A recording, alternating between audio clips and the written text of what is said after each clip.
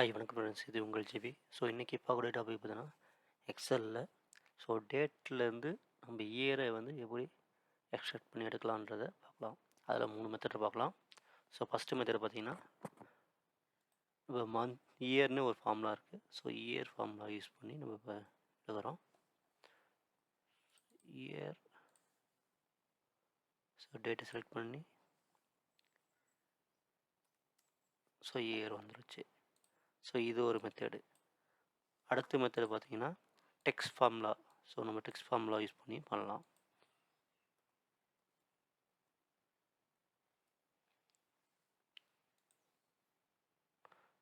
இங்கே வந்து நமக்கு இயர் வந்து எப்படி ஷோ பண்ணணுன்றத 2 டிஜிட் வேணுமா 4 டிஜிட் வேணுமான்றத கொடுத்தோம்னா நமக்கு வந்துடும்.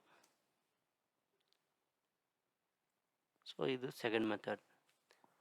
அடுத்து வந்து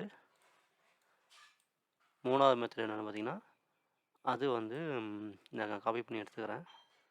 இது வந்து ஃபார்மேட் செல்ஸில் போயிட்டு நம்ம Ctrl+1 கொடுத்து ஃபார்மேட் செல் போயிடும்.